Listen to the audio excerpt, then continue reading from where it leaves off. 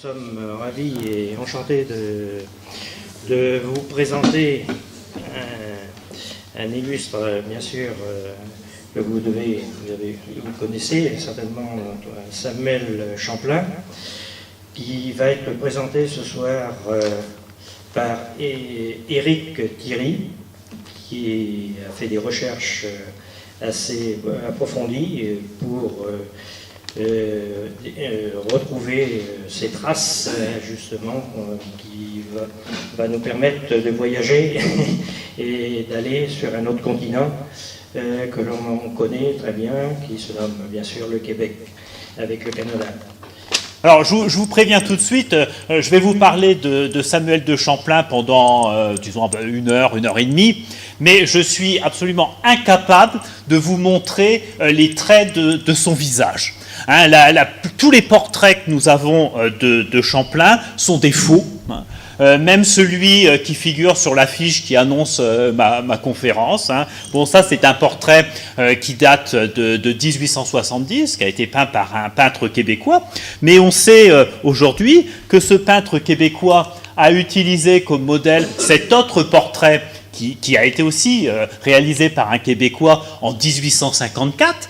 Et l'artiste de ce portrait-là a utilisé cette image-là, qui date du XVIIe siècle. Mais ça, c'est pas Champlain qui est représenté, c'est Michel Particelli d'Emery, un contemporain de Mazarin, quelqu'un qui a été ministre des Finances à l'époque de Mazarin, donc au début du règne de Louis XIV. Donc vous voyez, tous les portraits qu'on a l'habitude de voir de Champlain sont des faux. Hein.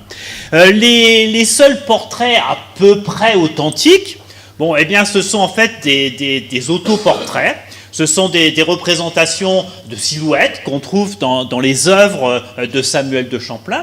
Alors en particulier celle-ci. Alors ça, c'est une représentation d'une bataille livrée par Samuel de Champlain contre les Iroquois au bord de ce qui s'appelle aujourd'hui le lac Champlain. C'est la bataille de Ticonderoga qui s'est déroulée en juillet 1609. Et Champlain, donc, c'est lui-même représenté. Donc ici, vous avez un agrandissement. Il est en train de tirer à l'arquebuse.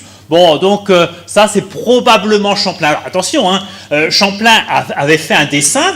Mais ensuite, le graveur est intervenu et le graveur a aussi modifié le dessin de Champlain. Hein, donc, on est peut-être assez loin de la silhouette réelle de Samuel de Champlain.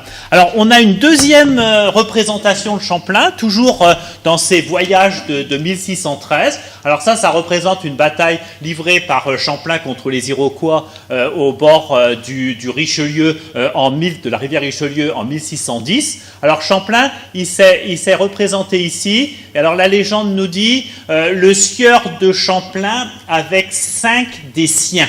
Donc là, ici, il y a 5 hommes qui sont représentés. Et très vraisemblablement, donc Champlain, c'est celui qui est en train de recharger son arquebuse. Hein, donc j'ai fait un agrandissement. Donc vous voyez, peut-être que Champlain avait un visage assez rond. Mais bon, on peut pas en dire plus. Alors il y a certains historiens, en particulier Marcel Trudel, un historien québécois, qui a suggéré que sur la carte de 1612 que Champlain a réalisée, une carte de la Nouvelle-France, il a représenté une rose des vents avec un visage humain.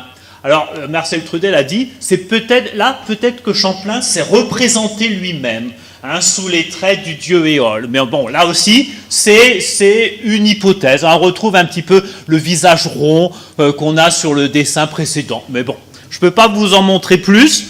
Hein, donc le visage de Champlain reste inconnu, hein, et tant qu'on n'aura pas retrouvé ses ossements, tant qu'on n'aura pas retrouvé son crâne, on ne pourra pas reconstituer son visage, mais bon, c'est pas pour tout de suite. Donc vous voyez, Champlain, c'est un personnage qui est encore très énigmatique. Alors, on ne connaît pas son visage et on n'a pas beaucoup de certitude aussi sur de nombreux aspects de sa vie. Alors, je vais essayer ici d'éclairer quelques-unes des énigmes de la biographie de Champlain. Alors, d'abord, je vais vous présenter la formation qu'il a reçue. Après, j'insisterai sur ses participations aux fondations de l'Acadie et de Québec. Et je terminerai avec un épisode très peu connu, mais assez douloureux de son existence, c'est la capitulation de Québec face aux Anglais en 1629, une épreuve qui a beaucoup marqué Samuel de Champlain. Alors, Champlain est un personnage énigmatique. Ses origines familiales sont assez énigmatiques. Alors, vous vous souvenez peut-être qu'en avril 2012, il y a un article du journal Sud-Ouest qui a annoncé la découverte de l'acte de baptême de Champlain.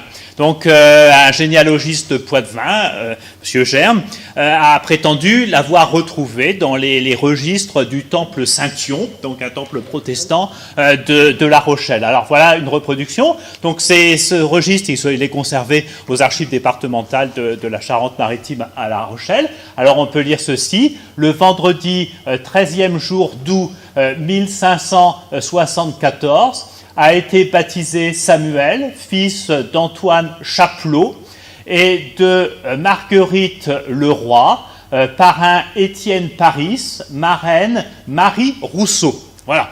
Donc, est-ce que c'est l'acte de baptême de Samuel de Champlain?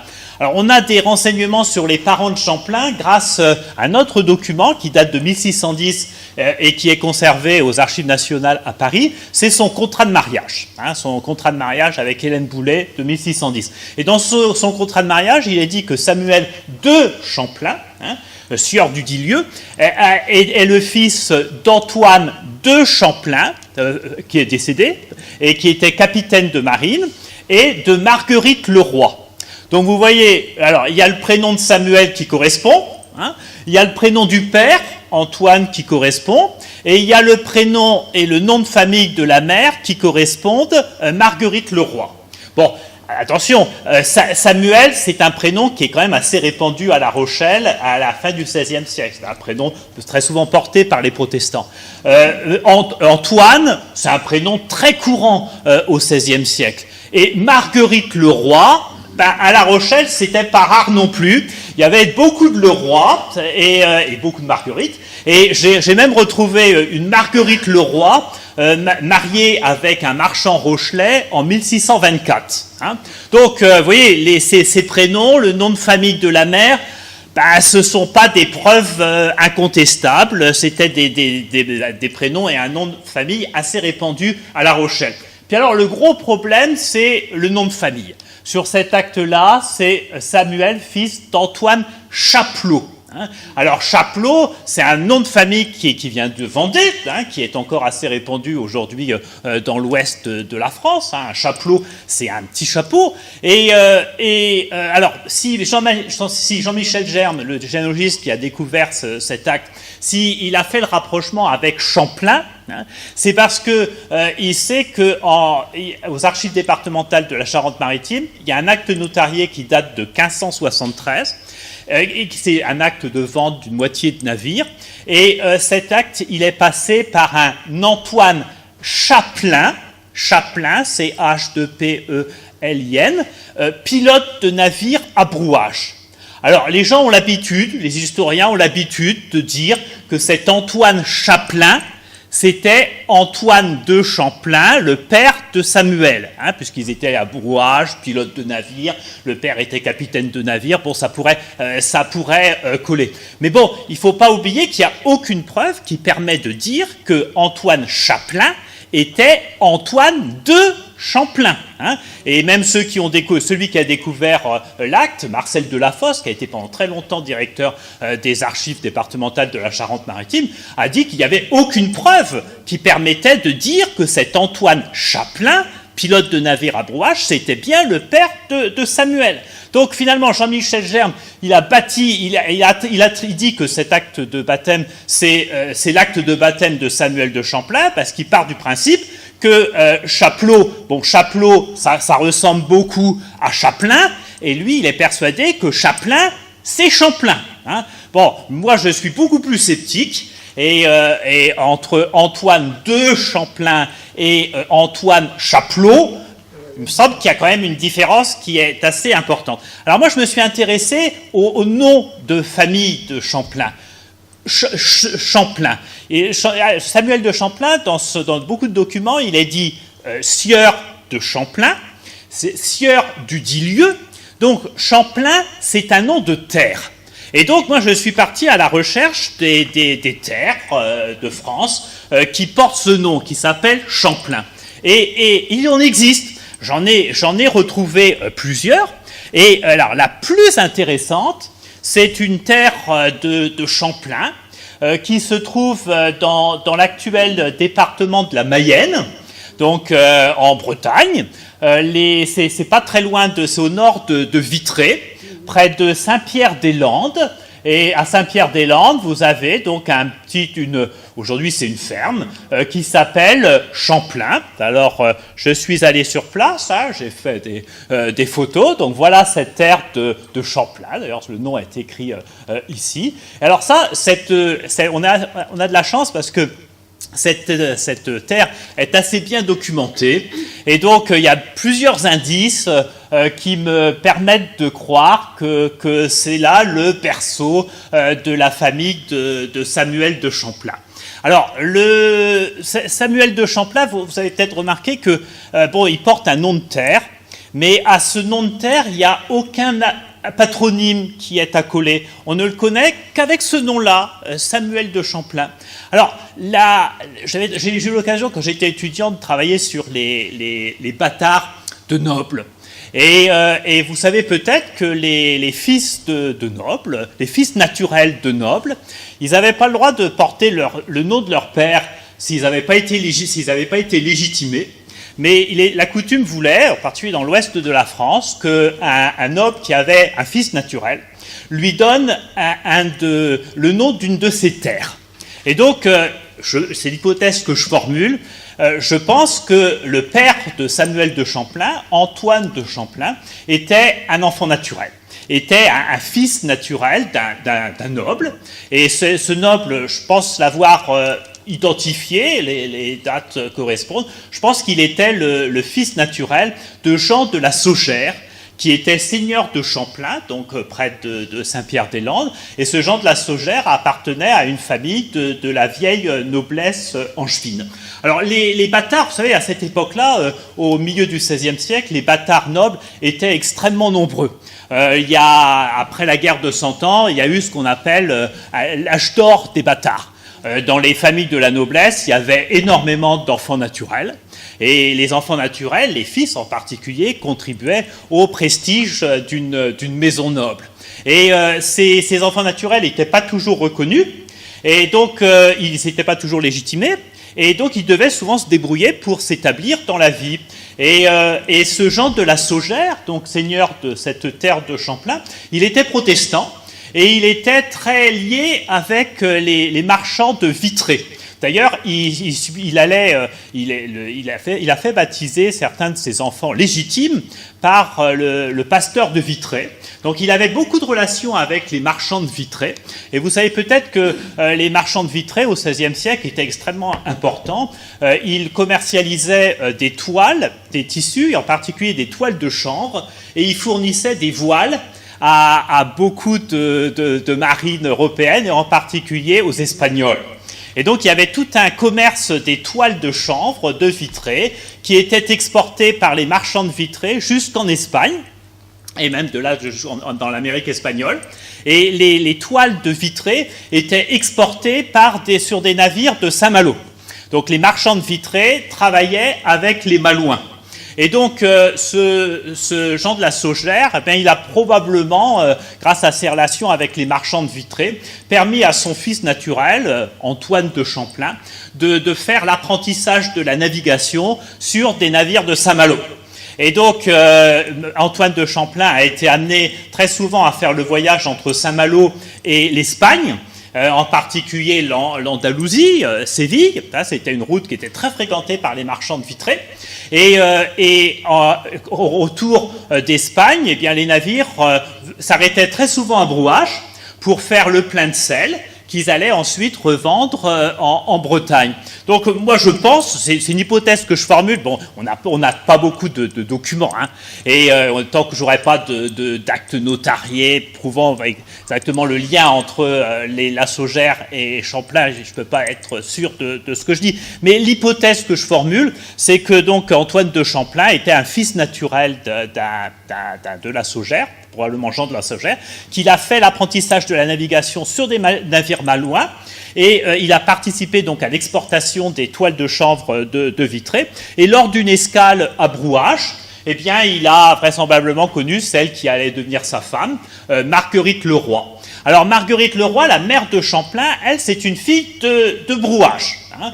Ça, on en est sûr, parce que les parents de Marguerite Leroy, donc les grands-parents maternels de Samuel de Champlain, possédaient une maison à Brouage, hein, et Marguerite Leroy et sa sœur Françoise Leroy en ont hérité en indivision, et ensuite Champlain a pu récupérer la totalité de la maison qu'il a revendue plus tard. Donc il a récupéré une maison de ses grands-parents paternels qui étaient à Brouage, et son père, Antoine de Champlain, a acquis, lui, 2 maisons à Brouage. Une maison où il vivait avec sa famille, donc c'est la maison familiale de Samuel de Champlain, et une autre maison qui était plus petite qu'il louait, donc une maison de rapport. Donc on peut être à peu près sûr que Samuel de Champlain était un enfant de Brouage. Hein, il est très vraisemblablement né à Brouage. Alors quand est-il né ? Là aussi, on peut faire des suppositions. Il n'y a plus d'acte de baptême pour cette époque-là, à Brouage, parce que les registres paroissiaux de Brouage, ils ne remontent pas avant 1615. Hein. Donc, pour toute la jeunesse de Champlain, on n'a rien. Mais bon, Champlain évoque sa date de naissance à plusieurs reprises dans son dernier livre, Les Voyages qui sont parus en 1632. Et on peut faire des calculs.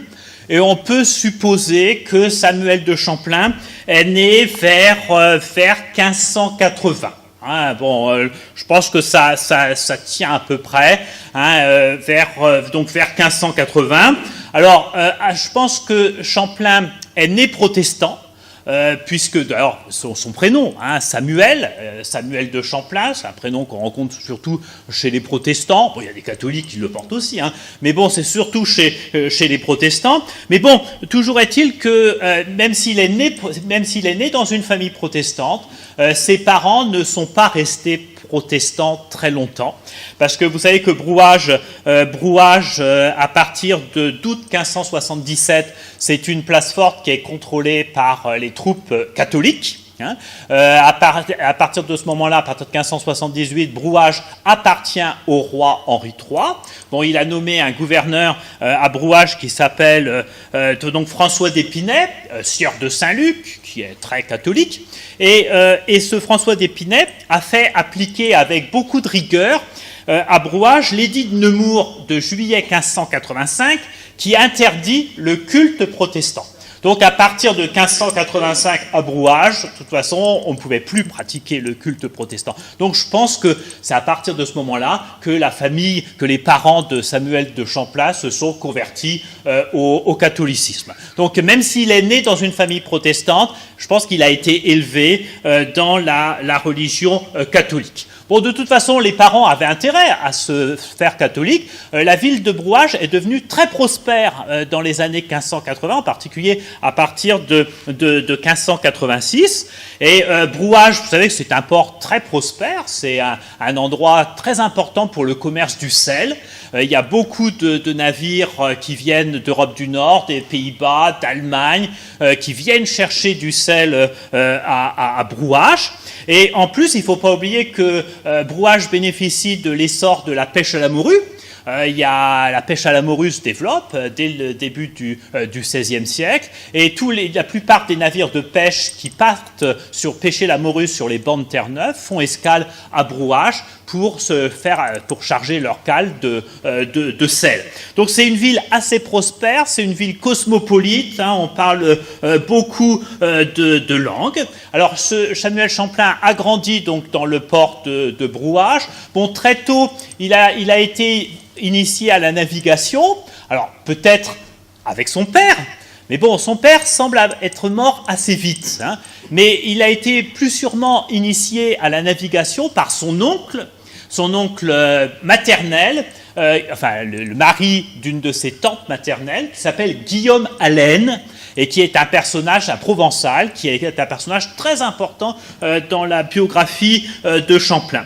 Alors, est-ce que Champlain a fréquenté une académie existant à Brouage? Vous savez peut-être qu'un voyageur suisse, Thomas Plater, est venu à Brouage en 1599, il en a laissé un journal, et il nous raconte qu'il y avait une académie pour former les jeunes nobles à Brouage. Bon, est-ce que Champlain l'a fréquenté, cette académie? Bon, vraisemblablement non, parce que cette académie n'a été créée qu'après 1594. Et à ce moment-là, Champlain n'était déjà plus à Brouage, il était déjà parti. Alors vous avez peut-être lu que Champlain aurait été formé à la cartographie par un géographe du roi qui s'appelait Charles Lebeur, sieur du Carlot. Bon, en fait, ça ne marche pas parce que ce Charles Lebeur, sieur du Carlot, était beaucoup plus jeune que Champlain. Hein, donc, il ne peut pas avoir été initié à la cartographie par lui. Bon, en fait, je pense que Champlain a été initié à la cartographie, pas à Brouage, mais plus tard. Donc, vous voyez, à Brouage, bon, il a vraisemblablement appris à lire et à écrire. Mais bon, c'est pas quelqu'un qui a fait des études brillantes, c'est pas quelqu'un qui parle le latin, qui parle le grec. Hein, il a eu une éducation à Brouage assez sommaire. Alors, à la fin de l'été et durant l'automne 1592, le gouverneur de Brouage, donc qui s'appelle François d'Épinay, sieur de Saint-Luc, a recruté des soldats pour former un régiment afin d'aller combattre dans l'armée du roi Henri IV en Bretagne contre le duc de Mercœur qui était encore du côté de la Ligue et qui était allié aux Espagnols. Et le gouverneur de Brouage a à ce moment-là recruté le jeune Samuel de Champlain, qui était un jeune adolescent, hein, qui avait 12 ans à peu près, mais bon, il était vraisemblablement déjà assez grand et puis assez fort physiquement, et il l'a recruté pour aller combattre en Bretagne. Alors, alors Samuel de Champlain, il n'est pas recruté comme soldat, il est recruté comme fourrier dans une compagnie de cavalerie. Alors, le fourrier, c'est celui qui est chargé d'organiser les camps et de trouver des vivres et des fourrages pour les hommes et pour les chevaux. Le fourrier, c'est celui qui s'occupe de la logistique. Hein. Et ça a été le travail de Champlain. Alors, donc Champlain a pu intégrer en Bretagne, dans l'armée du roi Henri IV, il a pu intégrer le service des logis, ce qu'on appelle le service des logis. Alors ça, c'est quelque chose d'important, parce que les hommes qui travaillent dans le service des logis, ils doivent apprendre à faire des cartes. Pour prévoir le déplacement des troupes, pour prévoir les endroits où on va trouver de la nourriture, où on va trouver des fourrages pour les chevaux, eh bien, il faut établir des cartes. Et le service des logis est spécialisé dans la réalisation de cartes. Et donc, c'est vraisemblablement à ce moment-là, donc pendant son séjour en Bretagne, alors qu'il travaillait dans le service des logis de l'armée du roi Henri IV, qu'il a appris la cartographie. Alors, on sait par exemple que de mars à décembre 1595, a aidé un maréchal des logis de l'armée du roi Henri IV, qui s'appelle Jean Hardy. Et ce Jean Hardy est resté célèbre pour avoir réalisé une carte de la Bretagne, dont vous avez ici une version imprimée qui date de 1630. Et donc Samuel de Champlain a probablement participé à la réalisation de cette carte de la Bretagne. Là, vous avez une carte qui représente la région de Paimpol, une région où Samuel de Champlain a habité, où il a travaillé pendant un certain temps. Je vais peut-être arrêter ça parce que ça grésille. Donc, c'est peut-être vraisemblablement dans l'entourage de Jean Hardy que Samuel de Champlain a appris l'art de la cartographie. Donc ça, c'était un apprentissage normal pour un jeune membre du service des logis de l'armée du roi. Alors, Samuel de Champlain était assez doué, c'était un bon dessinateur, hein, on le verra par la suite, et il a eu de la promotion, il était était bien payé. Et à la fin de la guerre entre les troupes d'Henri IV et le duc de Mercœur, donc en 1598, eh bien Samuel de Champlain était capitaine d'une compagnie de cavalerie à Quimper. Alors, ce service de logis des armées du roi, bon, et ils sont habitués à faire des cartes. C'est un véritable service de renseignement au sein de l'armée d'Henri IV. Hein, et les membres des services des logis sont habitués à collecter des informations sur le pays où la troupe vit et aussi sur l'ennemi. Et donc, Champlain va pouvoir utiliser les compétences acquises tout de suite après la conclusion de la paix. Il va pouvoir les utiliser en Espagne. Le 2 mai 1598, c'est le traité de paix de Vervins, qui est conclu entre la France et l'Espagne. Et la paix donc est conclue entre la France et l'Espagne, et l'accord de Vervins prévoit le rapatriement de la garnison espagnole de Blavet. Hein, donc Blavet, ça se trouve en face de Lorient, en Espagne. Et c'est l'oncle de Samuel de Champlain, Guillaume Allen, qui est chargé de rapatrier les soldats espagnols qui se trouvent à Blavet, de les rapatrier en Espagne.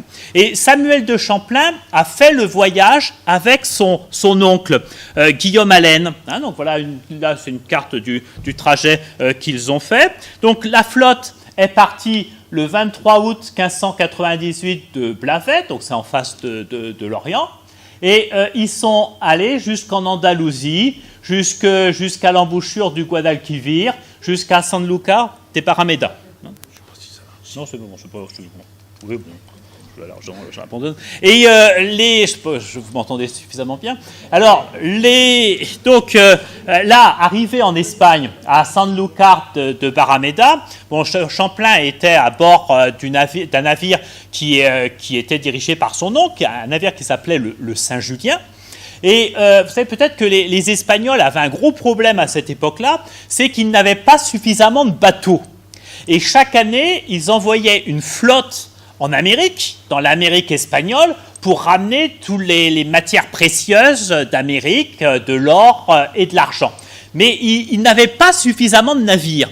Alors ils avaient l'habitude de réquisitionner des navires étrangers qui se trouvaient dans leur port et d'obliger les équipages à travailler pour eux. Et donc ces navires devaient être incorporés à la flotte espagnole qui partait chaque année en Amérique. Et ça, c'est ce qui est arrivé à Samuel de Champlain. Le Saint-Julien, le navire de son oncle, a été réquisitionné pour faire partie de la flotte qui devait aller en Amérique espagnole.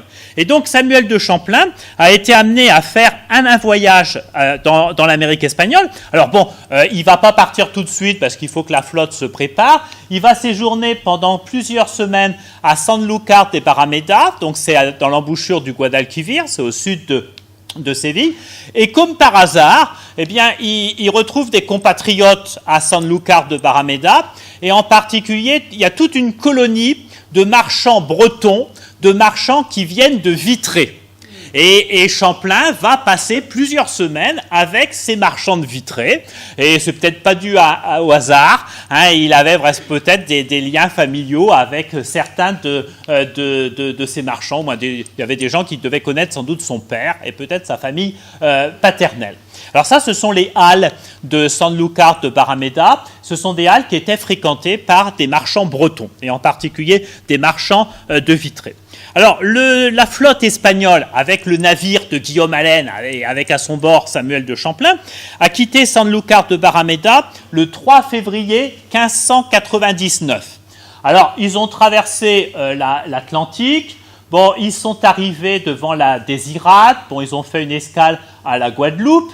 Et ensuite, ils vont faire une escale à Puerto Rico. Et là, Champlain a vécu pendant plusieurs jours à Puerto Rico.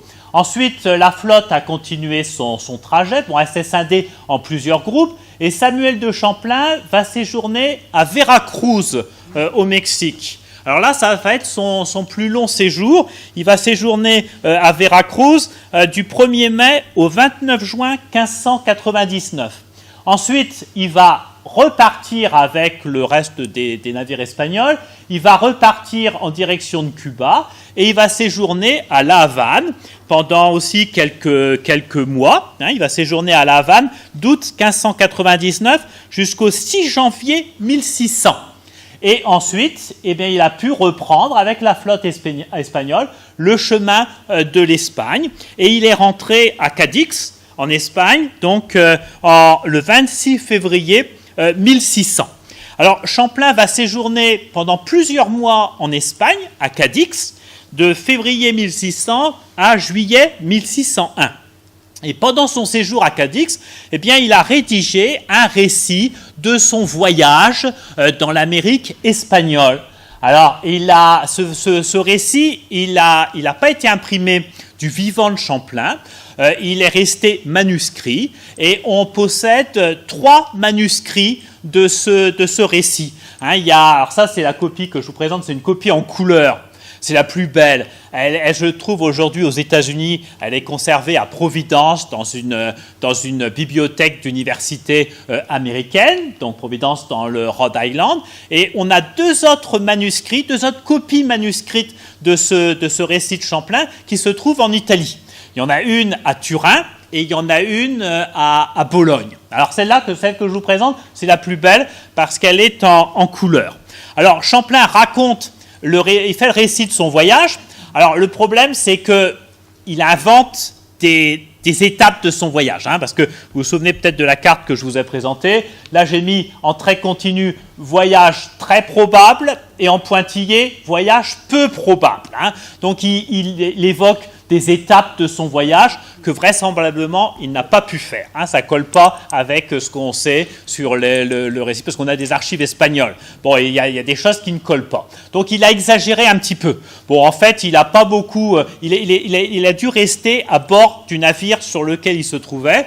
Les membres des équipages n'avaient pas le droit de s'éloigner du port, parce que les Espagnols craignaient beaucoup les désertions. Donc il est resté vraisemblablement à bord des navires. Il n'a pas vu tout ce qu'il décrit. Alors alors dans son récit de voyage, alors il évoque, par exemple, il refait des cartes et il dessine des fortifications des ports. Là, vous avez ici une représentation du port de Veracruz au Mexique. Et là, vous avez une représentation de l'île qui se trouve dans la baie de Veracruz, qui est San Juan de Ulúa, où les Espagnols avaient un fort qui était assez bien conçu. Donc là, vous voyez, Champlain l'a représenté. On retrouve son passé de membre du service des logis de l'armée du roi. Il a l'habitude de faire des cartes et il a l'habitude de représenter les fortifications. Ça peut intéresser l'armée du roi Henri IV.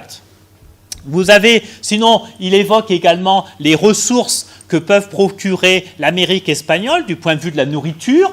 Donc là, il a représenté des fruits qu'on trouve dans l'Amérique espagnole. En haut, c'est ce qu'on appelle le carreau, c'est la grenadille pourpre. Et en bas, il a représenté ce qu'il appelle la ciroille, c'est-à-dire la prune du Chili. Et il donne également des informations sur les richesses minières de l'Amérique espagnole. Alors ça, c'est quelque chose qui fascine beaucoup les Français, parce qu'au Mexique, il y a des mines d'argent. Alors là, il a représenté une mine d'argent en activité. Vous avez des esclaves, ici, qui sont en train de piocher. Vous avez des gardes espagnols qui les surveillent. Et vous voyez que vous avez, ici, on est en train de monter vous avez un balancier là, qui est en train de remonter le minerai d'argent. Ensuite, le minerai, il est fondu dans ce grand four. Et vous voyez, on l'attise avec un soufflet ici. Et ensuite, le minerai fondu, il coule dans des moules pour faire des lingots d'argent. Alors bon, là, est-ce que Champlain a réellement vu une mine d'argent espagnole en activité? On peut en douter, parce qu'il n'y a pas toutes les étapes qui sont représentées. Il n'a pas représenté, par exemple, l'étape du broyage du minerai dans un moulin. Il n'a pas représenté aussi une étape fondamentale, c'est l'étape de l'amalgame, pour purifier l'argent. Donc là, est-ce qu'il a vu ça réellement? C'est pas sûr. Et il a représenté aussi des animaux, les animaux de l'Amérique espagnole. Alors ici, une tortue marine. Là, un félin, qu'est-ce que c'est exactement? C'est difficile à dire. Et il a aussi représenté un animal qu'il dit avoir vu, un dragon. Un dragon. Bon, alors là, on peut en douter. Vraisemblablement, Champlain, pour faire ses dessins d'animaux, il a eu l'occasion de visiter des cabinets de curiosités à Cadix. Et vous savez peut-être que dans les cabinets de curiosités, les érudits et collectionneurs avaient souvent des dragons dans leur collection. Mais en fait, ces dragons, c'était des faux, bien sûr, c'était des faux animaux. Il y avait un port qui était spécialisé dans la fabrication des dragons, c'était le port d'Anvers. On fabriquait des faux dragons avec des raies qui avaient été desséchés. On les tordait un peu, puis ils arrivaient à fabriquer quelque chose comme ça. Et ça se vendait très bien, et les gens étaient persuadés que les dragons existaient réellement. Donc Champlain s'est vraisemblablement inspiré d'un dragon qu'il avait vu dans un cabinet de curiosité. Mais ça, il ne l'a pas vu, bien sûr, sur le terrain. Alors, Champlain donc, est resté à Cadix jusqu'en juillet 1601. Pourquoi jusqu'en juillet 1601 ? Bon, eh bien, il s'est occupé de son oncle, Guillaume Allen, qui vivait à ce moment-là en Espagne. Et Guillaume Allen était déjà assez âgé et sa santé s'est dégradée. Et il est tombé malade et Champlain l'a soigné, donc à Cadix. Il s'est occupé de lui. Et le 26 juin 1601, Guillaume Allen, qui était mourant à Cadix, eh bien, il a fait don à Champlain dans un acte notarié qui existe encore aujourd'hui, qui se trouve dans les archives de Cadix. Il a fait don à Champlain d'un domaine lui appartenant depuis au moins 1571. Alors un domaine qui se trouvait très vraisemblablement à La Jarne, près de La Rochelle. Donc à La Jarne, pas très loin d'ici, alors le document, je peux vous lire cet extrait de l'acte, une traduction en français. Alors c'était une propriété de vigne dans laquelle il y a 17 quartiers, mesure de France, donc ça correspond à peu près à 12 hectares de superficie, avec les maisons et une cave, des terres à semer et des champs avec un jardin, qui sont tous du même domaine, qui est plus ou moins à proximité de la ville de La Rochelle, et qui d'une part est borné par la propriété, alors en espagnol c'est du Señor de la Zarna, donc du seigneur de la Jarne, et d'autre part par celle du seigneur de alors en espagnol c'est Señor de Luz. Bon, je pense que c'est le B, ça correspond à un L. Je pense qu'on c'était le seigneur de Buzet. Donc finalement, on arrive à situer la propriété de Champlain. Ça se trouve entre le château du Buzet à La Jarne et le château du Bonneau.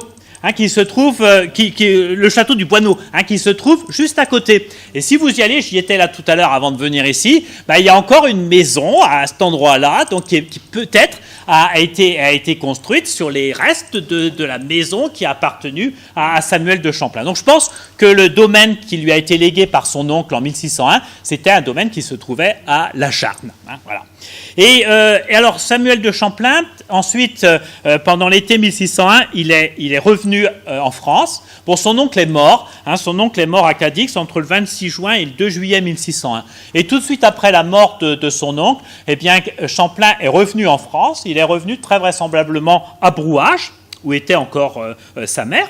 Et là, il a retrouvé un de ses compagnons d'armes sous les ordres duquel il avait combattu, sous les ordres duquel il avait servi en Bretagne, c'est le chevalier de Pottonville. Le chevalier de Pottonville, c'était le fils du lieutenant du gouverneur de Brouage. Et ce chevalier de Pottonville a servi d'intermédiaire entre Samuel de Champlain et Aymar de Chaste, qui était gouverneur de Dieppe, et qui était maréchal de l'ordre de Malte. Et cet Aymar de Chaste, c'est lui qui a présenté Samuel de Champlain au roi Henri IV. Et Samuel de Champlain a pu présenter au roi le récit de son voyage dans l'Amérique espagnole. Et Henri IV était très friand de ce genre de renseignements, parce que vous savez que l'Espagne, c'était le grand ennemi d'Henri IV. Bon, il y avait une paix conclue entre la France et l'Espagne depuis le traité de Vervins de 1598, mais il y avait une espèce de guerre froide entre les deux pays, et Henri IV s'attendait à ce que la guerre éclate de nouveau peu de temps après. Donc il était très intéressé par tous les renseignements concernant l'Amérique espagnole, parce que c'était la source de la puissance de l'Espagne. L'Espagne était la grande puissance européenne parce qu'elle bénéficiait de l'argent qui venait d'Amérique, des mines d'Amérique. Donc Henri IV a très bien accueilli Samuel de Champlain. Il lui a d'ailleurs donné une pension lui permettant de vivre à la cour. Et donc Samuel de Champlain a vécu dans l'entourage d'Henri IV, donc assez vite après son retour d'Espagne. Et Henri IV aimait bien se faire entourer par des géographes, par des cartographes. C'était lui-même un très grand amateur de cartes. Henri IV, c'était un roi qui était très très visuel, qui avait besoin de voir les choses. Alors ça, oui, j'ai oublié de vous le dire. Ça c'est c'était le château. C'est un reste du château qui existait avant le château du Buzet à la Jarne. Hein, c'est une carte postale que j'ai retrouvée. Alors donc Henri IV permet à Champlain de vivre auprès de lui à la cour, et Champlain donc fréquente des géographes, en particulier Isaac de Casaubon, qui était le garde de la bibliothèque du roi Henri IV. Et par l'intermédiaire d'Isaac de Casaubon, Champlain entre aussi en relation avec Guillaume le Notonnier, qui est un géographe qui vit dans le Languedoc. Et ce Guillaume le Notonnier, il est à la recherche d'une méthode pour déterminer la longitude. Alors ça, vous savez, ça c'est un des gros problèmes auxquels étaient confrontés les navigateurs, déterminer la longitude. La latitude, ça va, mais la longitude, c'était quelque chose de très très délicat. Et le Notonnier a écrit un livre qui s'appelle la mécographie de l'aimant, dans lequel il propose une méthode pour déterminer la longitude en tenant compte de la déclinaison magnétique. Et il y a eu un échange de correspondance entre Champlain et le Notonnier. Alors, en mars 1603, Aymar de Chaste a été chargé par Henri IV de fonder un établissement permanent en Amérique du Nord. Et alors Champlain a pu participer à l'expédition qui a été lancée. Alors, d'abord, un petit rappel. Vous savez que l'Amérique du Nord, les Français la fréquentent depuis longtemps. Chaque année, au XVIe siècle, il y a des centaines de navires de pêche qui quittent tous les ports du littoral français, de la Picardie jusqu'au Pays Basque, pour aller pêcher la morue sur les bancs de Terre-Neuve. Hein, les Français fréquentent les bancs de il y a une source espagnole qui nous dit que depuis 1504, les Bretons et les Normands. Donc chaque année, il y a des centaines de navires de pêche français qui vont fréquenter les rivages de Terre-Neuve. Alors, vous savez que la morue, ça a beaucoup de succès dans toute l'Europe au XVIe siècle. Ça se cuisine de multiples façons. C'est un poisson qui est très très apprécié, qui est très très populaire. Et donc, il y a des campagnes de pêche qui sont organisées chaque année. Alors, les navires de pêche, ils partent à la fin de l'hiver. On ne va pas s'aventurer dans la région de Terre-Neuve pendant l'hiver. On risque d'être prisonnier des glaces. Donc, ils partent généralement fin mars, début avril. Bon, tous les navires de pêche, enfin la plupart, font une escale à brouage pour se charger en sel. Et ensuite, ils mettent le cap sur les Açores. Et les Açores, vous savez qu'aux Açores, il y a un anticyclone très souvent, et donc les vents s'enroulent autour de l'anticyclone des Açores dans le sens des aiguilles d'une montre, et les vents donc de l'anticyclone des Açores, qui tournent comme ça, ils permettent aux navires de traverser l'Atlantique assez facilement. Et ensuite, arrivés au large de l'Amérique du Nord, les navires de pêche rencontrent le Gulf Stream, donc un courant chaud qui remonte vers le nord, donc ça leur permet comme ça d'atteindre les bancs de Terre-Neuve. C'est comme ça qu'on navigue à cette époque-là. Donc ils arrivent sur les bancs de Terre-Neuve, ils sont partis fin mars, début avril. Ils arrivent au mois de mai, au début mai, ils sont sur les bancs de Terre-Neuve. Et ils y restent jusqu'au mois de septembre. Ils pêchent la morue. Alors, au début, on pêche la morue, donc le bateau reste dans une baie. Sur les barques, les marins partent tous les matins. Ils vont pêcher la morue à la ligne. Et ensuite, ils la découpent, ils les vident, et ils la font sécher sur les galets des plages ou sur des échafaudages en bois. Plus tard, ils la saleront directement sur le navire. Mais à cette époque-là, on la fait surtout sécher. Alors ça, c'est important parce que les marins, ils restent sur le littoral donc pendant toute la belle saison et ils ont des contacts avec les Indiens. Et ils échangent des choses avec les Indiens. Alors les Indiens vont leur apporter des fourrures. Et les Français, en échange, ils vont leur donner des haches, des couteaux, des miroirs, des billes de verre, des marmites en cuivre. Il y a tout un troc qui se fait. Et donc, très vite, au XVIe siècle, se met en place la traite des fourrures. Et là, qui se greffe sur la pêche à la morue. Et la traite des fourrures rapporte beaucoup d'argent parce qu'il y a une forte demande de fourrure en Europe, en particulier la fourrure de castor, parce qu'on fait des chapeaux avec du feutre de castor, des chapeaux qui sont très populaires, qui se vendent très très bien. Donc les navires de pêche reviennent en France avec de la morue, mais aussi de la fourrure. Et alors ils quittent les rivages de Terre-Neuve au mois de septembre, et ils arrivent en France au bout d'un mois. Alors le voyage du retour est très facile, parce que vous n'avez même pas besoin de... Les navires, ils avancent tout seuls quasiment. Il y a des vents qui soufflent de l'ouest vers l'est, qu'on appelle les westerlies, puis en plus qui poussent les navires. Le retour est assez facile. Donc ils mettent un mois pour rentrer en France. Et le circuit est assez bien rodé. Donc on fait, voilà, en gros c'est ça. Donc, ils font ça, et ça, ce sont des routes qui sont pratiquées dès 1504, et les Français les connaissent très bien, et il y a des accidents, bien sûr, mais les accidents sont relativement rares. Ça se fait, ce sont des routes qui sont quand même bien fréquentées, et les marins du littoral français les connaissent bien. En Aunis, tous les marins d'Aunis, les marins de La Rochelle, ont appris cette route de marins basques. Il y avait beaucoup de liens avec les Basques, et donc à La Rochelle, dès les années 1520, on participe à la pêche à la morue, et donc aussi après à la traite des fourrures. Alors Champlain, donc, il va bénéficier du savoir-faire de tous ces pêcheurs qui vont sur les bancs de Terre-Neuve. Et alors, en 1603, il va participer à une expédition dans la vallée du Saint-Laurent, une expédition sous la conduite de François Gravé. Donc c'est Aymar de Chaste, le gouverneur de Dieppe, qui charge François Gravé, c'est un malouin qui vit à Honfleur, qui le charge d'aller un petit peu se promener dans la vallée du Saint-Laurent pour voir est-ce qu'on pourrait établir une colonie permanente dans la vallée du Saint-Laurent. Donc François Gravé est chargé un petit peu d'apprécier toutes les ressources du pays. Alors Champlain accompagne François Gravé, donc dans la vallée du Saint-Laurent.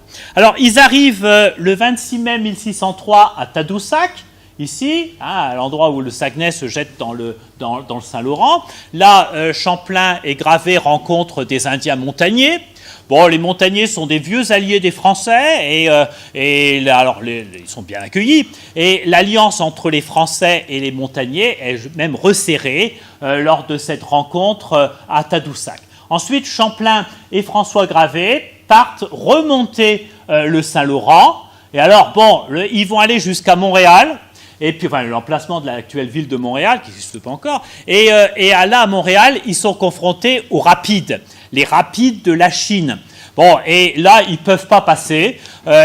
Pour passer, ils seraient obligés de monter dans des canaux amérindiens et de se fier entièrement aux Amérindiens. Et ça, ils ont peur, ils ne veulent pas, donc ils préfèrent abandonner, ils préfèrent ne pas remonter les rapides de la Chine, et ils préfèrent faire demi-tour. Mais ils ont quand même le temps d'interroger leurs guides amérindiens, et leurs guides amérindiens leur donnent des informations intéressantes sur la région des Grands Lacs, et en particulier sur le lac Huron.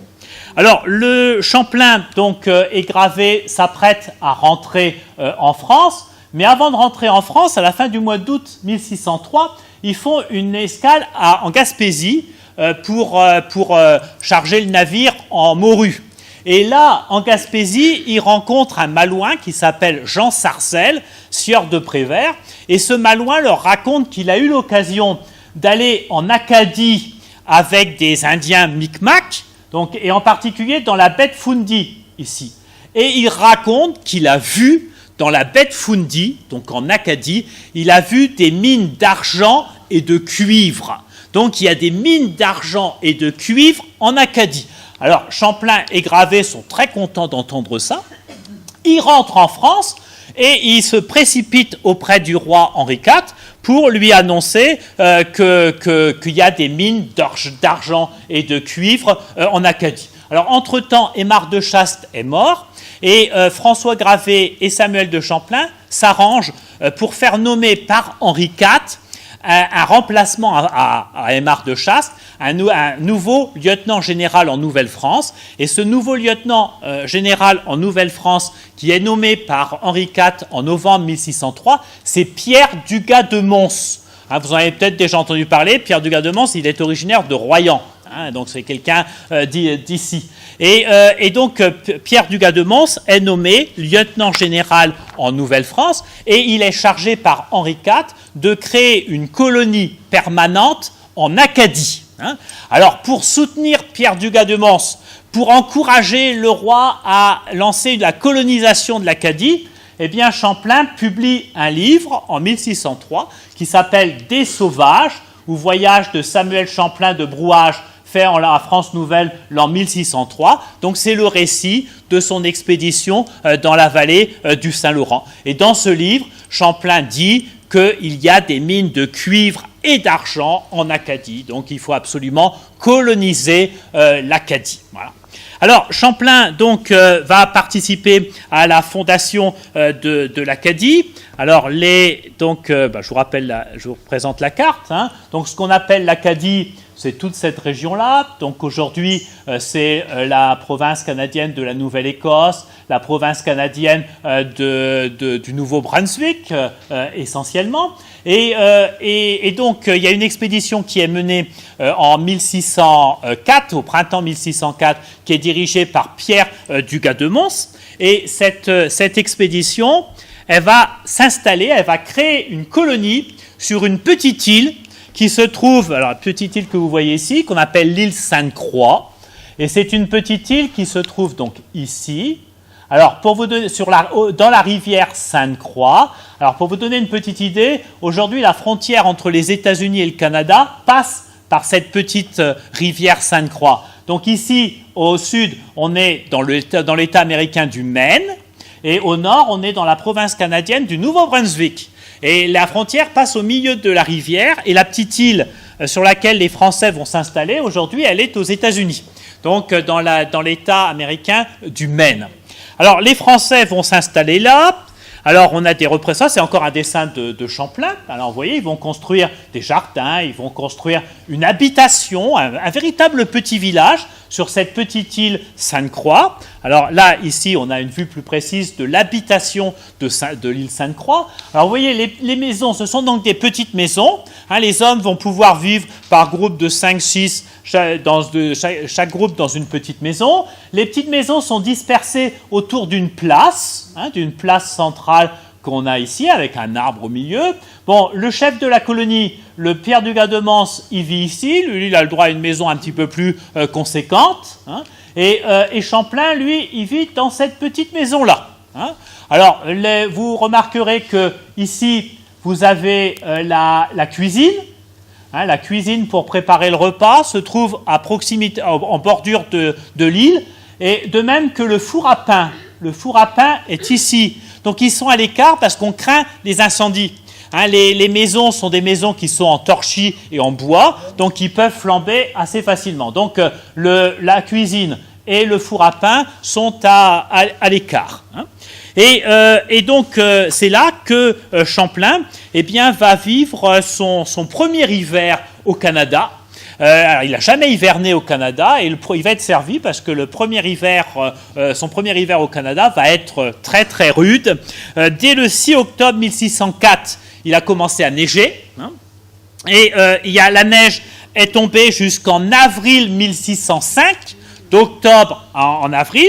Bon, elle a fondu entre-temps, mais bon, très vite, les hommes se sont retrouvés avec plus de 1 mètre de neige sur l'île Sainte-Croix. En plus, la rivière Sainte-Croix, elle est encombrée par des glaçons et des énormes morceaux de glace. Et comme la marée se fait sentir, ces morceaux de glace, ils avancent, ils reculent.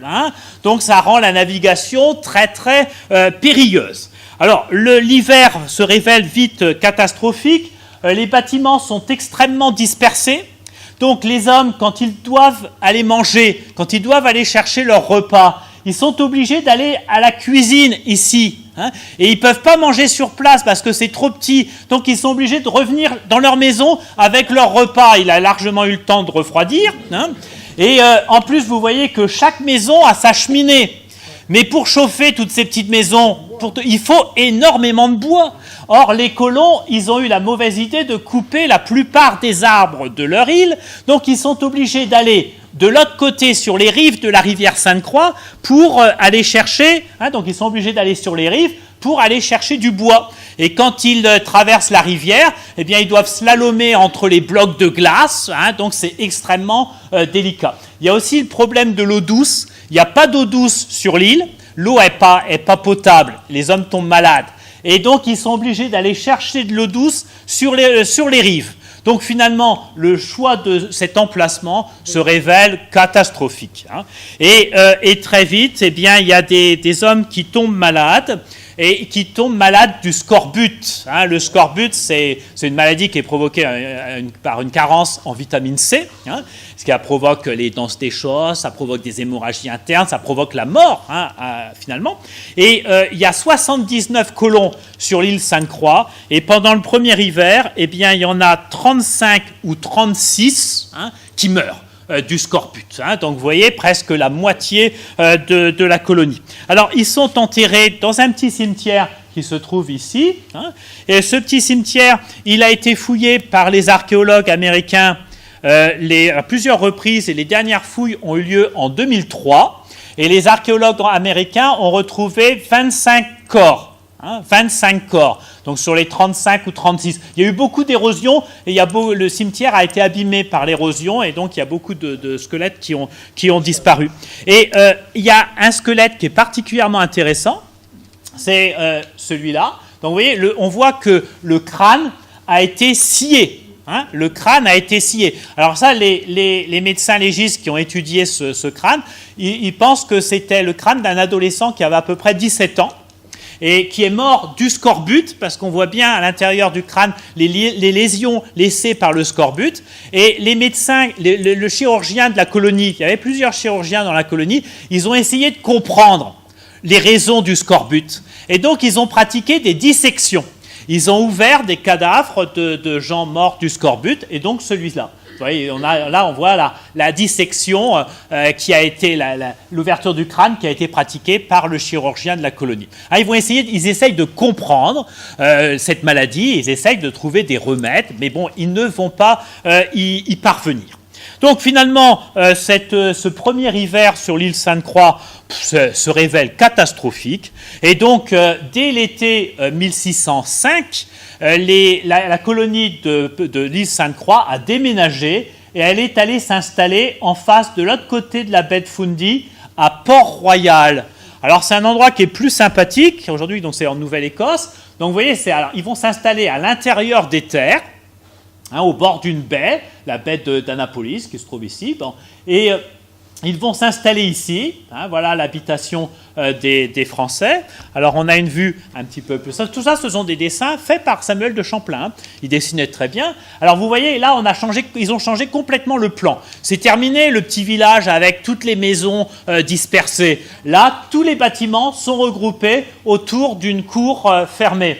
Donc, vous voyez, on avait commencé par le petit village normand, en quelque sorte. Là, on est à la ferme normande qui est reconstituée. Donc, tous les bâtiments se trouvent autour d'une cour. Là, ici, vous avez le magasin de la colonie. Alors, on s'est arrangé pour qu'il ne soit pas très exposé au vent du nord, qui était un vent très, très froid.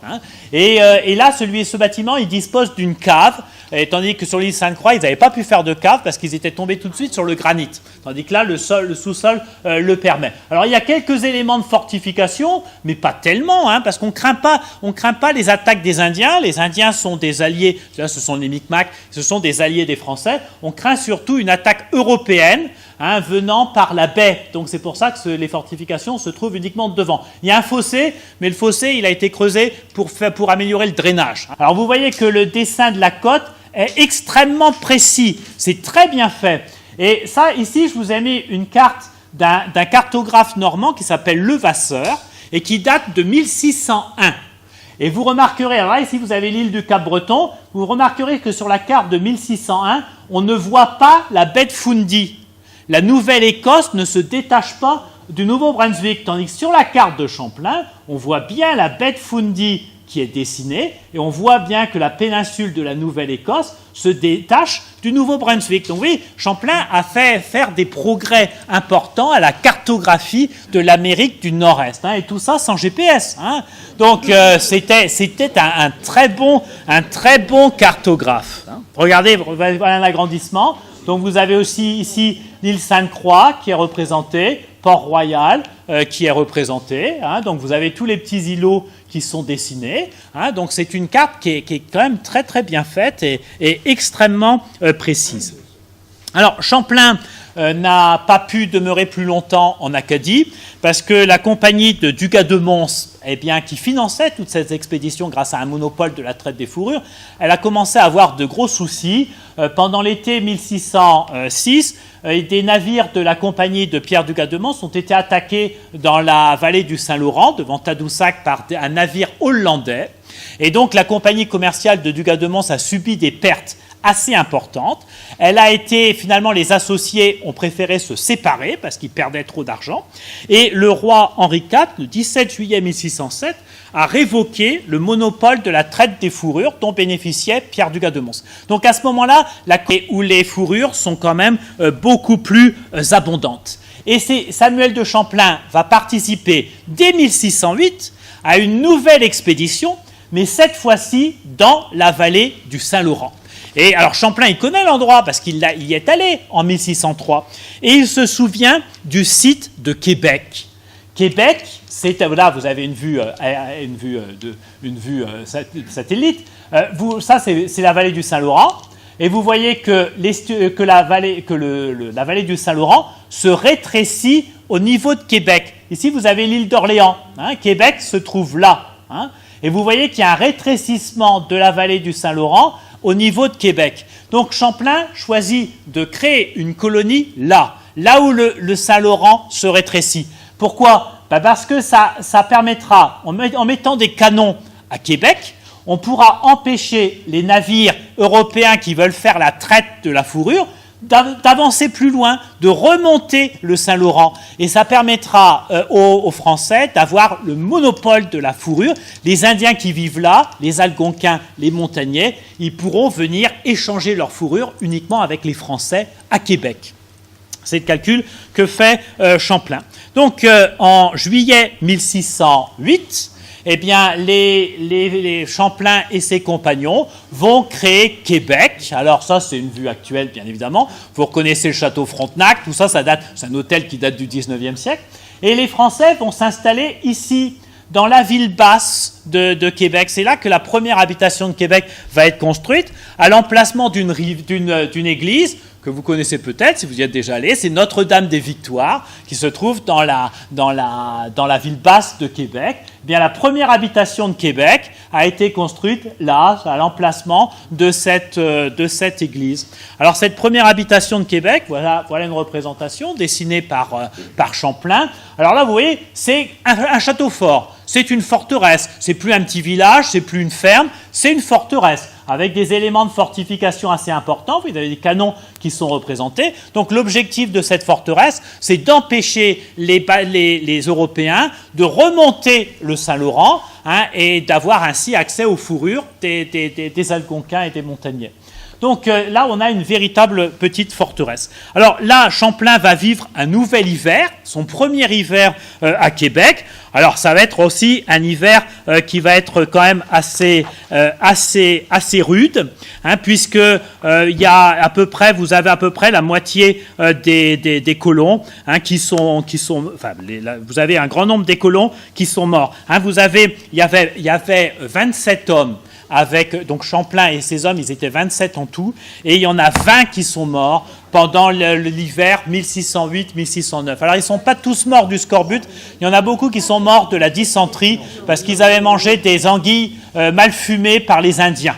Et donc beaucoup sont tombés malades. Donc le scorbut et la dysenterie, 20 sur 27.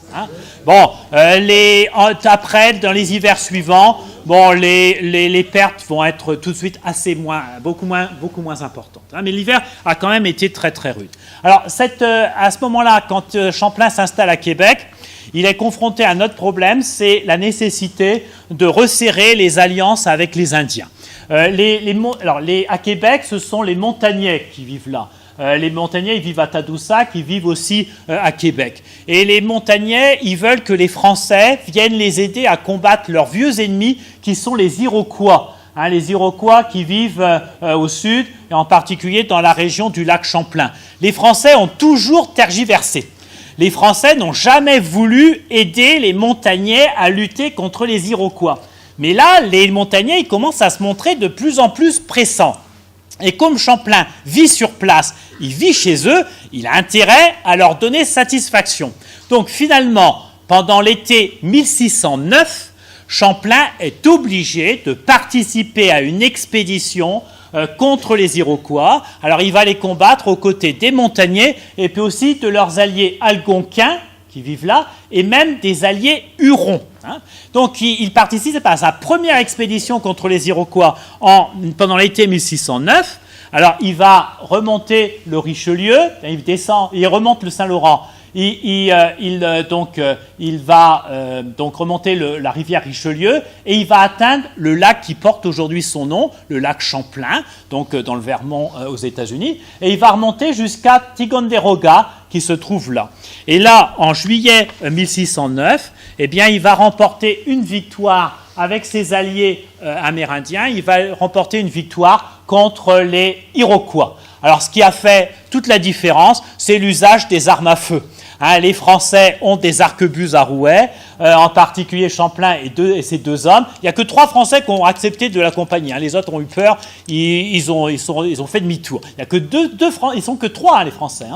Champlain n'est suivi que par 2 de ses hommes. Les autres n'ont pas voulu le suivre.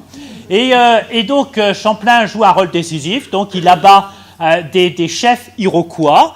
Ces hommes tirent ensuite. Ça provoque une panique chez les Iroquois. Les Iroquois se sauvent en courant. Ils sont poursuivis par les montagnais, les Hurons et les Algonquins qui en massacrent un grand nombre. Donc ça, c'est la première grande victoire de Champlain contre les Iroquois. Alors, ses alliés amérindiens sont très contents. Ils ont remporté une grande victoire grâce à lui. Et Champlain promet de revenir l'année suivante de France avec des soldats. Et comme ça, il pourra mener une expédition encore plus importante contre les Iroquois aux côtés de ses alliés amérindiens. Il n'a pas de chance parce que Champlain revient en France, mais il revient en octobre 1609, mais il apprend que le monopole de Dugas de Mons, le monopole de la traite des fourrures, a été définitivement supprimé par le roi Henri IV. Donc, il n'y a plus d'argent pour financer la colonie. Donc, Champlain ne pourra pas revenir avec beaucoup de soldats.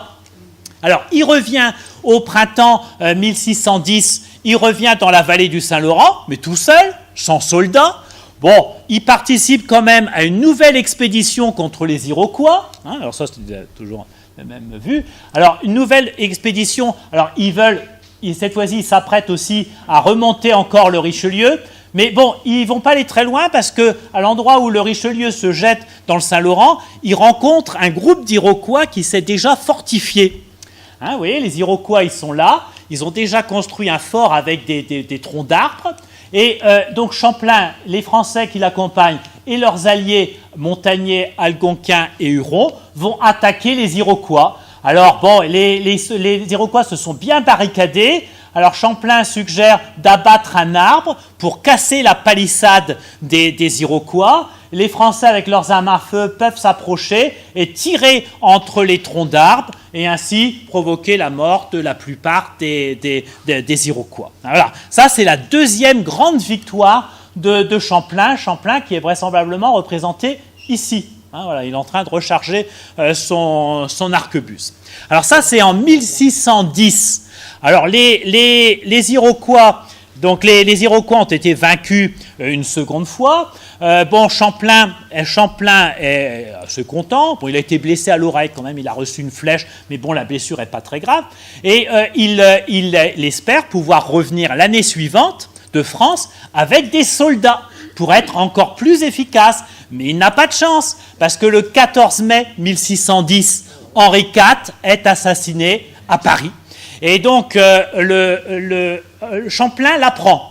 il l'apprend à Tadoussac. La nouvelle est vite arrivée, les pêcheurs ont transmis la nouvelle de l'assassinat du roi de France. Henri IV se précipite en France et il rentre... et donc Champlain il se précipite en France pour essayer de voir un petit peu qu'est-ce que le nouveau pouvoir royal va faire, compte faire de la Nouvelle-France. Et finalement, donc, il revient en 1611 sans soldats, il n'a pas réussi à en obtenir, et entre-temps, les montagnais ont fait courir un bruit chez les Indiens, disant que les Français s'étaient alliés avec les Iroquois, et que les Français prévoyaient, avec les Iroquois, de massacrer les Algonquins. Il y a des rivalités entre les Indiens, et les montagnais, ils tiennent à rester les partenaires privilégiés des Français. Ils ne veulent pas être concurrencés par les Algonquins. Donc ils font courir cette rumeur qui a un effet désastreux parce que les Algonquins ne viennent pas rencontrer Champlain. Ils ne viennent pas à la traite sur les bords du Saint-Laurent. Donc la traite fonctionne mal et ça ne rapporte rien cette année-là. C'est une mauvaise année. Champlain rentre en France. Et là, il va être très occupé en 1612 parce qu'il faut absolument un nouveau monopole de la traite des fourrures. Mais pour avoir un monopole de la traite des fourrures, pour le faire respecter, il faut absolument qu'il soit détenu par un personnage très important.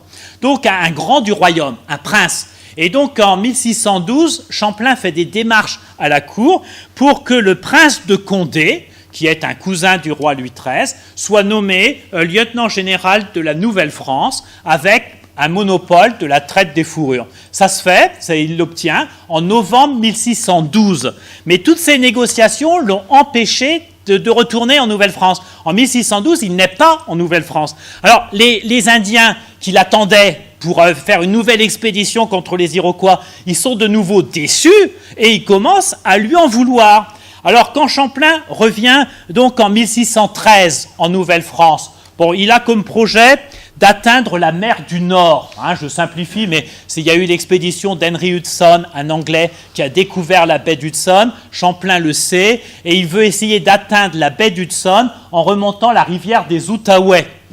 Alors, il essaye de le faire en 1613, mais pour ça, il a besoin de l'aide des Indiens, qui lui serviront de guide, et en particulier des Algonquins. Et là, au lac des Allumettes, il y a un chef algonquin qui s'appelle Tessouat, qui refuse de l'aider, parce qu'ils en ont marre. Champlain, il fait des belles promesses, mais il ne tient pas parole. Alors, les Algonquins refusent de le guider jusque la mer du Nord. Et donc, Champlain revient bredouille en 1613, et il revient en France. Alors, là, il traverse une période assez difficile, et pour essayer de relancer un petit peu l'intérêt pour la Nouvelle-France, il publie un livre qui s'appelle « Les voyages du sieur de Champlain ». Alors, la date, c'est 1613, mais en fait, le livre n'est paru qu'en 1614, dans lequel il raconte tous ses voyages depuis l'Acadie jusqu'en 1613, jusqu'à la remontée de la rivière des Outaouais. Et Champlain, donc, il ne peut pas revenir en Nouvelle-France en 1614. Il ne peut revenir en Nouvelle-France qu'en 1615. Et là, cette fois-ci, il est obligé de mener une grande expédition contre les Iroquois avec ses alliés montagnais, algonquins et hurons. Et donc, il accepte de partir chez les Hurons en 1615. Donc, il fait tout le trajet en vers.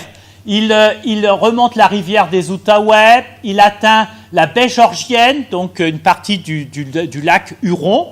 C'est là que vivent les Hurons. Et avec les Hurons, il part faire une expédition contre les Iroquois dans le nord de l'État actuel de New York, près de Syracuse.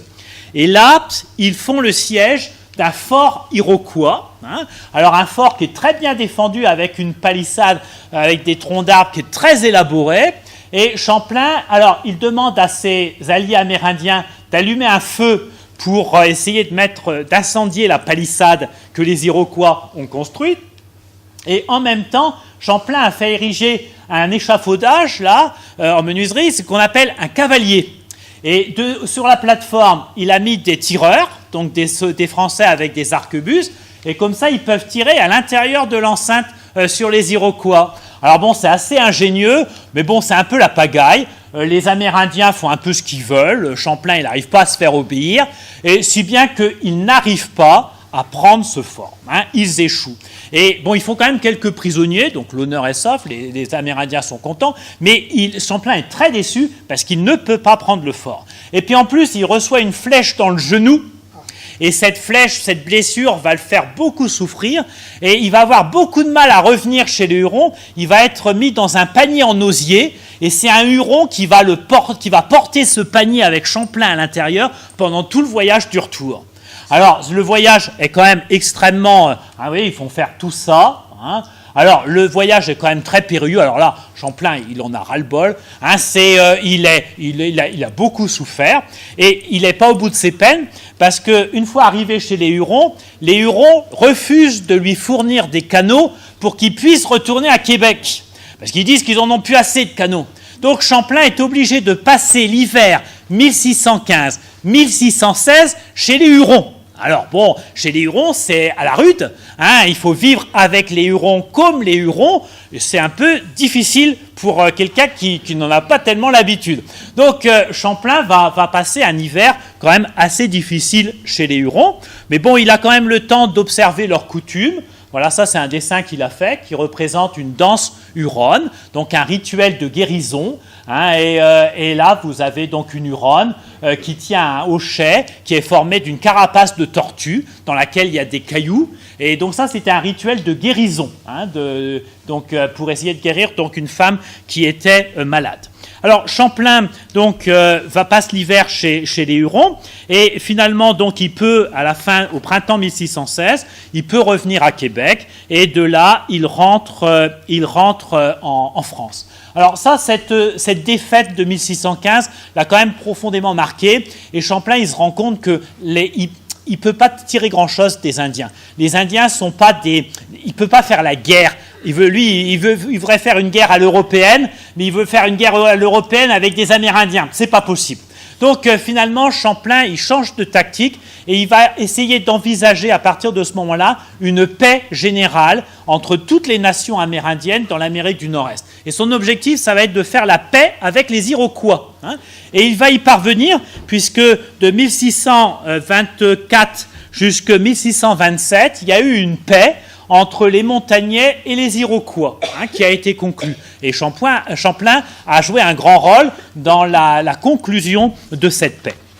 Alors, son séjour chez les Hurons, c'est aussi une étape très importante aussi d'un autre point de vue, c'est que Champlain a pris conscience de la nécessité qu'il faut évangéliser les Amérindiens.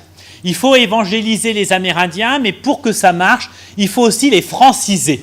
Donc il faut que des Français vivent avec eux. Et c'est en contact avec les Français que les Amérindiens pourront véritablement s'évangéliser. Donc l'évangélisation, elle doit être accompagnée d'une francisation. Et pour que la francisation marche, il faut que la colonisation se développe. Donc à partir de ce moment-là, Champlain va faire beaucoup d'efforts pour faire venir des colons en Nouvelle-France, de façon à ce qu'il y ait des familles françaises qui s'installent, que les Indiens vivent en contact avec elles et que petit à petit, comme ça, ils puissent devenir de parfaits chrétiens. Il ne faut pas oublier qu'à ce moment-là, à partir de 1615, Champlain vit en contact avec des récollets, des missionnaires récollets, c'est des franciscains. Donc il y a des missionnaires récollets à partir de 1615. Champlain subit aussi leur influence. Alors Champlain, il va essayer donc de franciser et de faire évangéliser les Amérindiens.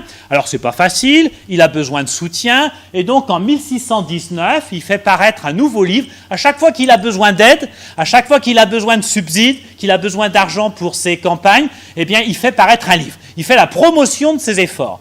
Et ça, c'est ses voyages qui sont parus en 1619. Alors vous avez ici la page de titre qui est assez intéressante.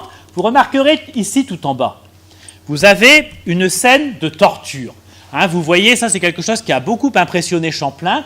Vous avez des femmes ici, des femmes amérindiennes, qui sont en train de torturer un captif iroquois, vraisemblablement, qui est sur une estrade, là, il est attaché à un poteau, et là, ses bourreaux sont en train de le brûler à petit feu avec des tisons enflammés. Alors ça, c'est une scène que Champlain a vue à plusieurs reprises, qui l'avait beaucoup marqué, qui l'avait beaucoup choqué. Et alors ça, là, Champlain a voulu représenter ce que les Amérindiens étaient avant leur francisation, avant leur évangélisation. Et regardez, on va monter, puis on va s'intéresser aux personnages qui sont représentés là. Vous avez ici un Indien. Alors vous remarquerez que cet Indien, il est déjà devenu très français. Hein. Il porte la barbe, ce que les Indiens sont imberbes. Hein. Et là, il porte la barbe, et vous voyez qu'il a renoncé à utiliser sa flèche. La flèche est pointée vers le bas, sa flèche de guerrier. Il montre un couteau, le couteau de l'artisan. Hein, donc l'Indien, il renonce à faire la guerre, et il va devenir un artisan, un travailleur, et la femme qui se trouve en face de lui, eh bien, elle présente un épi de maïs, hein, et en bas, elle a une courge, ici, vous voyez. Donc la femme présente, elle, les produits qu'elle a obtenus en cultivant le sol. Donc les Indiens, sous l'influence de Champlain, ils vont devenir des artisans, ils vont devenir de parfaits agriculteurs, et finalement, grâce au roi de France, dont vous avez aussi les armes, la prospérité va gagner la Nouvelle-France. Vous avez des cornes d'abondance de chaque côté. Donc vous voyez, la page de titre de ces voyages de 1619, c'est tout son programme. Hein, c'est tout son programme. Et c'est quelqu'un qui est très doué pour faire la promotion de ses efforts. Hein. Et alors bon, ça c'est la théorie, parce que la pratique va être différente. Il faut financer tout ça. Alors, c'est financé grâce à un monopole de la traite des fourrures. Il y a qui est détenu par le prince de Condé, mais il y a une compagnie commerciale qui va faire le commerce des fourrures. Et cette compagnie commerciale, Champlain la crée en 1613 avec des marchands de Saint-Malo et de Rouen. Seulement, le problème, c'est que les marchands, eux, ils ne veulent pas financer la colonisation. Faire venir des colons, des missionnaires, ça coûte très cher. Et ça ne rapporte rien. Hein. Et d'autant plus qu'ils ont du mal à faire respecter le monopole de la traite des fourrures. Il y a des contrebandiers dans la vallée du Saint-Laurent, en particulier des Rochelais, qui font de la contrebande, qui violent le monopole de la traite des fourrures. Donc la compagnie commerciale a beaucoup de mal à gagner de l'argent. Donc elle ne veut pas faire venir de colons. Et Champlain, il va passer son temps à se battre avec les compagnies commerciales pour faire venir des colons, pour développer la colonisation. Et alors, il n'a pas de chance parce qu'en 1620, le prince de Condé, il cède sa charge de lieutenant général de la Nouvelle-France au duc de Montmorency. Alors le duc de Montmorency, bon, il charge Champlain de fortifier Québec. Alors Champlain, il part en 1620 à Québec. Il va créer le fort Saint-Louis qui se trouve ici, au-dessus de la falaise. Donc c'est à peu près, juste devant aujourd'hui, c'est l'hôtel Frontenac. Hein, il y a eu des fouilles archéologiques, les fondations ont été retrouvées. Donc il crée un fort, le fort Saint-Louis. Mais attention, ce fort Saint-Louis, il est destiné à surveiller l'habitation. C'est là où se trouvent les représentants de la compagnie commerciale. Alors Champlain, lui, c'est le représentant du roi. C'est le lieutenant du lieutenant général. Lui, il a les soldats. Et il peut toujours menacer les gens de la compagnie si le conflit devient trop intense entre eux. Il y a des tensions au sein de la colonie. Champlain a du mal à se faire respecter par les représentants de la compagnie. Et alors en 1620, le duc de Montmorency, il charge une nouvelle compagnie d'exploiter son monopole de la traite des fourrures. C'est une compagnie qui est dirigée par un personnage qui s'appelle Guillaume de Caen. Et Guillaume de Caen, c'est un protestant. Et ce protestant, il entre tout de suite en conflit avec les missionnaires récollets, qui sont là depuis 1615, et avec de nouveaux missionnaires qui arrivent en 1625, qui sont les jésuites. Donc il y a très vite des conflits, et Champlain, lui, il défend les récollets et les jésuites, et donc le conflit s'envenime, et finalement, pour simplifier, en avril 1627, sous l'influence des jésuites, Richelieu, le cardinal de Richelieu, décide de créer une nouvelle compagnie commerciale qu'on va appeler plus tard la compagnie des 100 associés. Alors on est en 1627, il y a autre chose qui se passe, c'est qu'il y a une guerre qui vient d'être déclarée entre la France et l'Angleterre. Alors vous êtes ici en première ligne, vous savez peut-être que pendant l'été 1627, les Anglais, alors ils veulent aider les Rochelais. Qui sont menacés par Louis XIII. Donc les privilèges de la Rochelle sont menacés par le roi Louis XIII. Alors les Anglais veulent aider les Rochelais, et les Anglais qui sont dirigés par le duc de Buckingham, ils organisent une expédition sur l'île de Ré. Donc ils descendent sur l'île de Ré, ils débarquent sur l'île de Ré. Alors là, les Français résistent. Toiras, il leur tient tête dans la citadelle de Saint-Martin-de-Ré. Et vous savez peut-être que finalement c'est un désastre pour les Anglais. Et en novembre 1627, les Anglais sont obligés de remonter sur leur bateau et de quitter l'île de Ré. Les Français ont gagné. Et en même temps, eh bien, Louis XIII et Richelieu assiègent complètement la ville de La Rochelle. Et vous savez que Richelieu a fait construire une digue qui barre le chenal de La Rochelle, et donc les pauvres Rochelais, ils ont été coincés, ils ont essayé de tenir, mais finalement, ils n'ont plus rien à manger, ils sont obligés de capituler, et ils capitulent en octobre 1628. Les Anglais ont essayé de les aider à 2 reprises, mais ils ont finalement échoué. Alors, cette guerre entre l'Angleterre et la France, c'est un désastre pour l'Angleterre. C'est la France qui a gagné. Mais ce qu'on oublie très souvent, c'est que les Anglais ont remporté une grande victoire pendant cette guerre, et cette grande victoire, ils l'ont remportée au Canada. Ils l'ont remportée en Nouvelle-France. Parce qu'en 1628, des Anglais qui étaient nés à Dieppe, les frères Kirk, qui étaient spécialisés dans le commerce du vin, ils avaient l'habitude de venir chercher du vin en Aunis, ici, tous les ans, pour le vendre en Angleterre. Bon, avec cette guerre, ils ont été obligés d'abandonner, ils ont été obligés de se tourner vers une autre activité. Ils ont décidé de se tourner vers la traite des fourrures. Et les frères Kirk ont été autorisés par le roi d'Angleterre, Charles Ier, à aller attaquer les Français dans la vallée du Saint-Laurent. Et donc, en 1628, ils sont arrivés à Tadoussac, et ils ont attaqué une ferme que Champlain avait fait construire au cap de Tourmente. Ça, c'est une reconstitution faite par les archéologues. Ils ont réussi à l'incendier.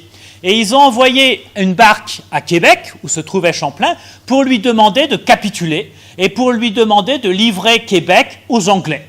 Et Champlain a fait un coup de bluff. Il leur a dit qu'il avait suffisamment de nourriture et de munitions pour tenir. Et donc, il n'avait qu'à se faire voir. Il refusait de capituler, de céder Québec aux Anglais. Alors, les frères Kirk sont repartis. Ils n'ont pas trop insisté parce qu'ils savaient qu'une flotte envoyée par la Compagnie des 100 associés avec du ravitaillement était sur le point d'arriver. Donc, ils n'ont pas tellement insisté. Ils sont repartis. Et dans l'estuaire du Saint-Laurent, ils ont rencontré la flotte envoyée par la Compagnie des 100 associés. Il y a eu une bataille navale et ils ont réussi à la prendre. Donc finalement, les Anglais ont remporté une grande victoire contre les Français dans l'estuaire du Saint-Laurent. D'ailleurs, il y a une chanson qui a été faite tout de suite au retour des frères Kirk en 1628. Ça s'appelle « L'honneur de l'Angleterre retrouvée ». Donc, les Anglais sont très fiers. Ils ont remporté une victoire contre les Français. Alors, Champlain, il est privé de ravitaillement pour l'hiver 1628-1629. Il va être obligé de se débrouiller avec ce qui lui reste. Bon, les Français vont avoir très faim pendant l'hiver 1628-1629. Mais en janvier 1629, les Anglais sont revenus. Ils sont revenus, les frères Kirk sont revenus avec cette fois-ci l'intention de prendre Québec. Alors là, Champlain a été obligé de capituler parce que de toute façon, il n'avait plus rien à manger, il n'avait plus de munitions. Donc, il a été obligé de capituler donc en 1629. Et le 20 juillet 1629, les Anglais, donc les frères Kirk, ont pris l'habitation de Québec. Alors ça c'est un grand drame pour Champlain. Bon, Champlain est fait prisonnier par les Anglais, ainsi que de la plupart des membres de la colonie de Québec. Ils sont emmenés en Angleterre. Alors il y a une partie de la colonie qui est libérée, ils vont pouvoir rentrer en France assez facilement. Champlain est amené jusqu'à Londres. Bon, là, il est libéré assez vite. C'est François Gravé qui était avec lui, qui reste prisonnier, qui sera libéré uniquement que contre rançon. Et Champlain va tout de suite se précipiter à l'ambassade de France en Angleterre. On est pendant l'été 1629, on est en août 1629, parce qu'il a appris que lorsque les Anglais ont pris Québec en juillet 1629, la guerre entre la France et l'Angleterre était déjà terminée. Elle avait été terminée, il y avait un accord qui avait été signé en avril 1629. Donc la prise de Québec par les Anglais est illégale. Et donc les Champlain va faire des démarches pour pouvoir récupérer Québec. et il va s'adresser à l'ambassadeur de Louis XIII à Londres, qui s'appelle Charles de Lobépine, et il va lui demander d'intervenir pour pouvoir récupérer Québec. Donc Charles de Lobépine, marquis de Châteauneuf. Alors le problème de l'ambassadeur de France à Londres, c'est qu'il ne connaît pas du tout la géographie de l'Amérique du Nord. Tadoussac, il ne sait pas où ça se trouve, Québec, il ne sait pas où ça se trouve, et donc il va demander à Champlain de faire une carte pour aider aux négociations, et cette carte, Champlain va la publier plus tard en 1632, donc c'est sa carte de la Nouvelle-France de 1632, donc une carte très bien faite, très très précise, où on peut voir tous les implantations françaises. Donc à ce moment-là, les Français sont à Québec, mais ils sont aussi en Acadie. L'Acadie a été aussi prise par les Anglais. Alors, le problème, c'est donc il faut récupérer l'Acadie. Bon, Champlain ne va pas jouer un grand rôle dans la restitution de Québec et de l'Acadie à la France, parce que à partir de 1630, à la fin de l'année 1630, Champlain est disgracié. Le roi Louis XIII et le cardinal de Richelieu lui retirent la pension qu'il avait depuis 1602. Il est complètement disgracié. Alors il va traverser une période très noire parce que le roi a des reproches à lui faire. Alors il lui reproche la capitulation à Québec, mais il lui reproche aussi de faire partie du clan des dévots.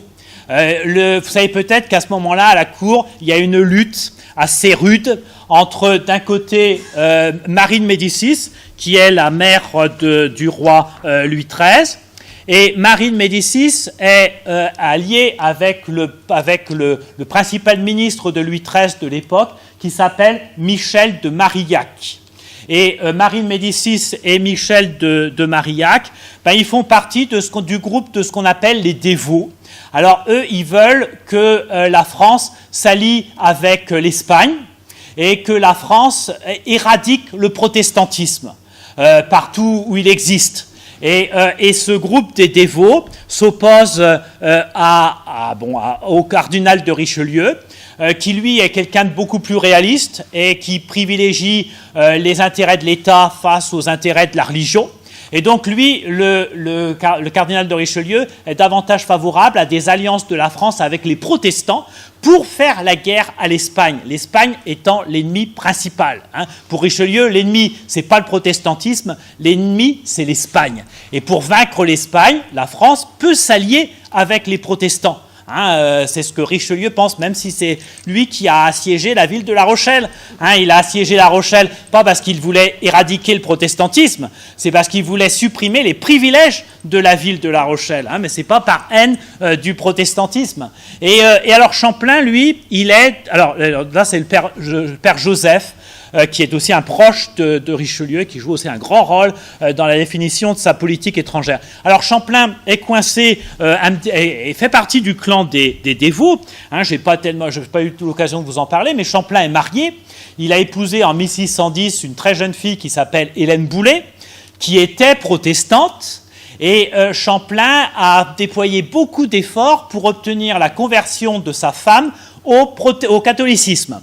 Et il l'a mise entre les mains de jésuites qui ont très bien fait leur travail, qui ont réussi à convertir Hélène Boulet, Madame Champlain, au catholicisme. Et d'ailleurs, ça a tellement bien réussi que Madame Champlain est devenue une dévote, extrêmement zélée. Et elle a incité son mari à suivre aussi, à faire des exercices de dévotion, à devenir également un parfait dévot. Donc en 1630-1631, à son retour de France, Champlain fait partie du clan des dévots. Et d'ailleurs, la Compagnie des 100 associés est aussi dirigée par un dévot qui s'appelle Jean de Lauzon. Alors, donc, tous ces dévots sont disgraciés parce que le 11 novembre 1630, Richelieu a réussi à évincer Michel de Marillac et il a réussi à prendre plus d'emprise sur le roi Louis XIII. C'est lui qui a le pouvoir. Le 11 novembre 1630, c'est ce qu'on appelle la fameuse journée des dupes. Donc Richelieu l'emporte sur les dévots, mais comme Champlain appartient au clan des dévots, il va le payer. Et donc, il va être disgracié. Et donc, il traverse une période très, très difficile. Et il a besoin de se justifier. de dresser tous ses états de service pour essayer de retrouver la faveur du roi. Et donc il écrit son dernier grand livre, Les Voyages de la Nouvelle-France occidentale dite Canada, qui sera publié en 1632. Et Champlain, grâce à ce livre, essaye de retrouver la faveur du roi. Il rappelle tout ce qu'il a fait en Nouvelle-France en faveur du roi. Donc ce livre, c'est vraiment le bilan de toute la vie de Champlain. Bon, finalement, Champlain a de la chance. Jean de Lauzon, l'intendant de la Compagnie des 100 associés, qui est aussi un parent de Richelieu, il réussit à retrouver la faveur du cardinal de Richelieu. Et finalement, les Anglais restituent Québec et l'Acadie à la France. C'est le fameux traité de Saint-Germain-en-Laye en 1632. Et en 1633, eh bien, Champlain est autorisé à revenir à Québec. Et il revient à Québec et il va vivre là la fin de sa vie à Québec. Il ne va plus jamais revenir en France. Hein, et bon, là, sa santé se dégrade. C'est quelqu'un qui est malade.